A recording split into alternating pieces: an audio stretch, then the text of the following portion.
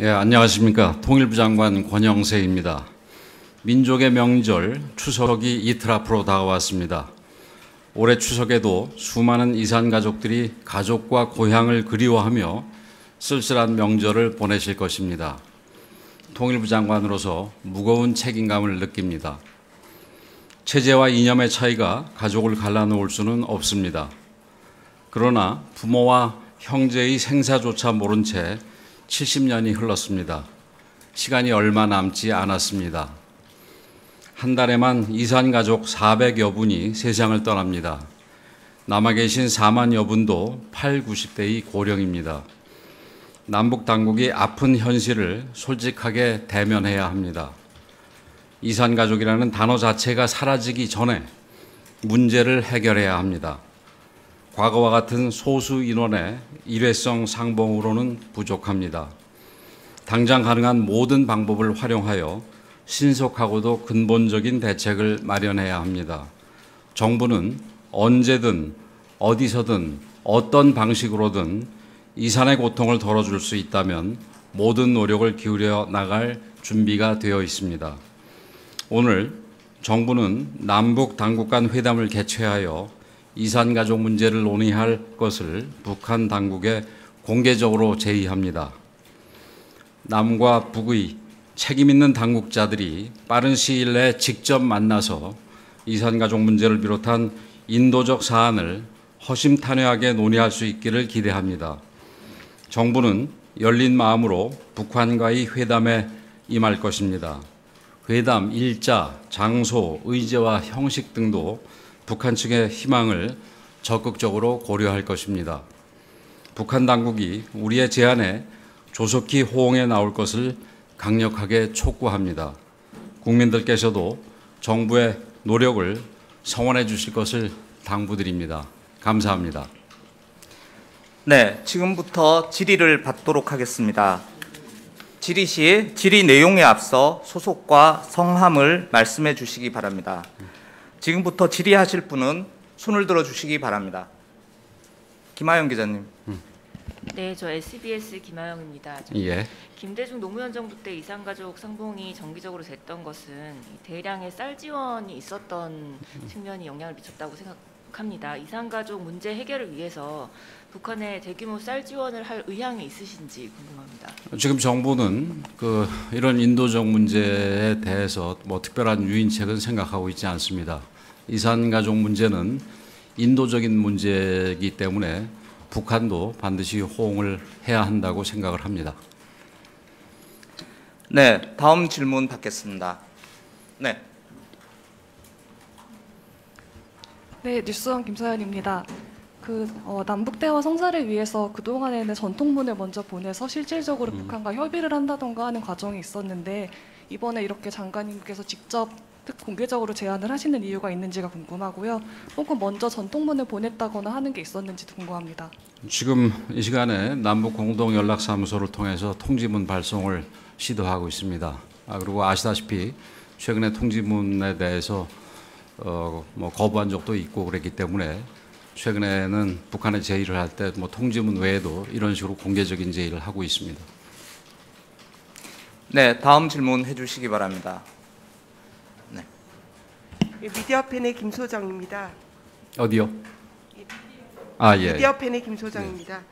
사실 순서가 조금 바뀐 느낌도 없지 않는데 왜냐하면 남북 대화가 좀 재개가 되고 분위기가 무르익을 때 이런 이산가족 상봉 제의가 있어 왔잖아요. 그래서 이번에 이게 뭔가 지금과 같은 교착 국면에서 먼저 제안하시게 된 배경 설명 좀 부탁드립니다. 이산가족 문제는 지금 방금 담화문에서도 말씀을 드렸듯이 지금 추석 계기에 가장 절실한 문제라고 생각을 해서 담화를 하고 제안을 하게 된 것이고 남북 관계에 있어서 어느 게 어느 것에 어떤 전제적인 거가 되고 선후 관계가 따로 있다고 생각하지는 않습니다. 어떤 의미에서 이산가족 제의를 통해서 다른 남북 관계 문제가 같이 풀릴 수도 있다고 생각을 합니다. 네, 다음 질문 주시기 바랍니다.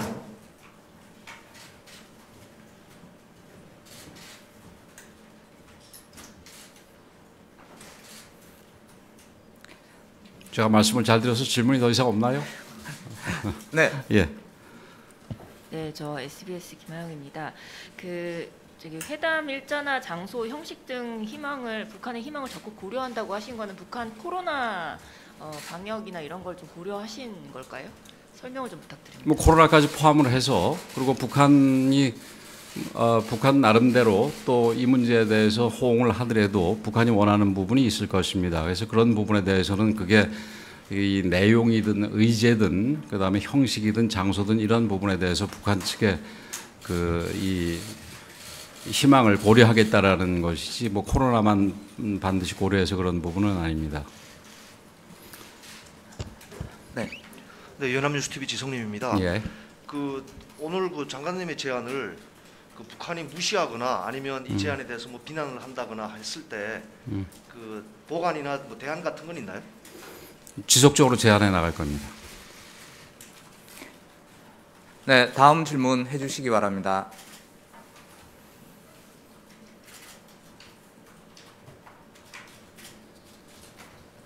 네, 김하영 기자. 네, 저기 5월에 코로나 방역 관련해서도 제안을 했지만 북한이 이제 전통문을 수령하지 않는 결과로 이어졌잖아요. 예. 근데 이산가족 상봉 문제가 이런 제안이 실효성이 있는 것인지 그런 의문이 따라올 수밖에 없거든요. 무슨 성이? 북한이 호응할 것인지에 대해서 좀 불투명하다 이런 얘기도 나오는 것 같은데 어떻게 보시는지 부탁드립니다. 저희로서는 반드시 필요한 문제들에 대해서는 계속해서 북한에 대해서 문을 두드릴 것입니다. 네, 네, 안녕하세요. 이데일리 권원석 예. 기자입니다. 예. 예. 이 이산가족 문제가 향후에 담대한 구상 이 계획에도 혹시 포함될 수 있을지 여쭤보겠습니다. 이산가족 문제는 이 담대한 구상과 병행되는 문제입니다. 제가 담대한 구상에 대해서 설명하는 자리에서 말씀을 드린 적이 있던 걸로 기억을 하는데 담대한 구상은 담대한 구상대로 가고 또 이산가족 문제를 포함해서 인도적 문제는 인도적 문제로 병행해서 갑니다. 그래서 그 두 개가 서로 간에 뭐 긍정적인 영향력을 발휘할 수 있다고 생각을 하는데 그게 뭐 어느 한쪽이 어느 다른 쪽에 어떤 수단적인 관계에 있다든지 뭐 선행하고 후행해야 된다든지 그런 건 없습니다. 우리는 계속해서 두 개를 병행시켜 나갈 생각입니다. 네, 다음 질문 해주시기 바랍니다. 네, 김사님.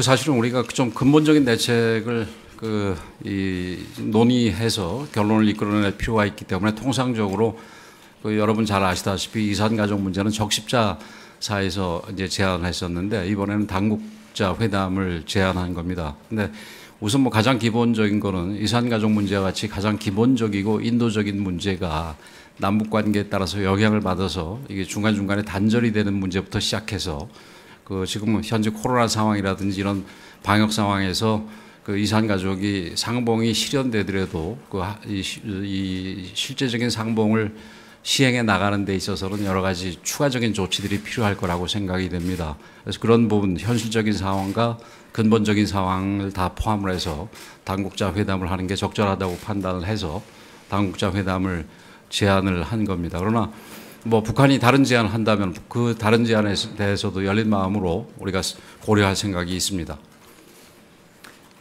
네, 김하영. 예. 오늘 전통문 보내시는 중이라고 말씀을 하셨는데 그럼 이제 장관님 명의로 간 건지 누구의 받는 그렇습니다. 측은 어떤지 급을 좀 예. 말씀을 누구에게 저희 명의로 했고 상대방은 통전부장 이선권을 저희 상대편으로 했습니다. 잘 아시다시피 뭐 조평통은 지금 임명이 되질 않은 걸로 알고 있어서 그래서 이선권을 상대로 했습니다. 네, 추가 질문이 있으시면 한두 개 정도 더 받도록 하겠습니다. 네.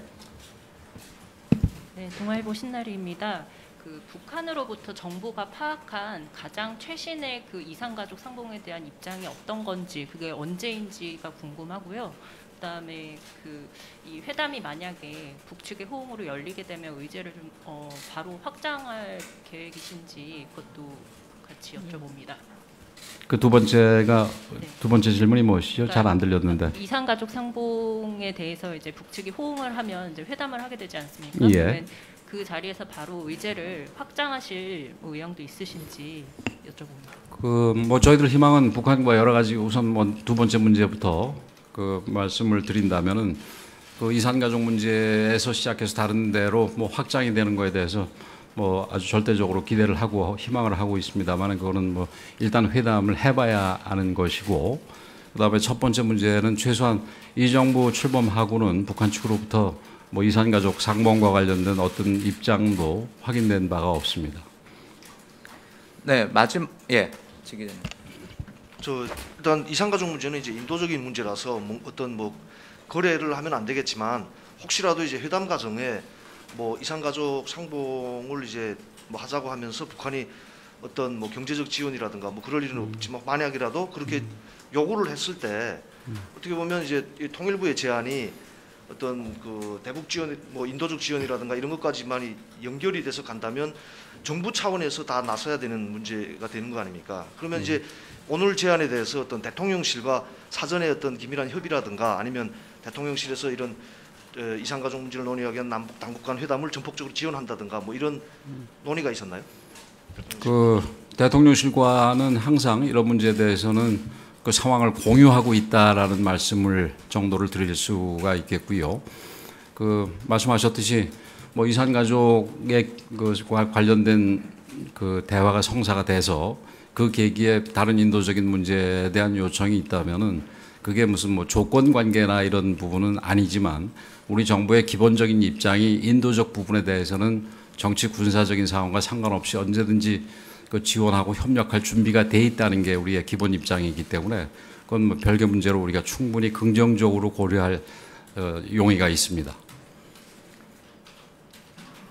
네, 김 기자님. 그 장관급 회담을 하게 되면 물론 북한의 호응이 먼저이긴 합니다만 카운터파트는 통전부장으로 상정을 하시는 건지 궁금합니다. 왜냐하면 예, 조금 아까 말씀을 드렸지요. 네. 지금 조평통이 확인이 안 되기 때문에 확인이 안 되기 때문에 예, 저희가 통전부장을 상대로 통지문도 보내고 대화 제의도 하는 겁니다. 네, 질문을 많이 해주셨기 때문에 마지막 질문 한 분 정도 더 받도록 하겠습니다. 네, 김소정 기자님. 예, 미디어 팬 김소정입니다. 예. 아직 회담이 성사된 것은 아니지만 아까 일회성 상봉 행사는 지향하시겠다 그러셔서 혹시 일회성 거를 피하겠다라기보다는 네, 그 일회성보다는 좀 지속적으로 그러니까 이게 정례적으로 되기를 기대한다는 얘기죠. 예.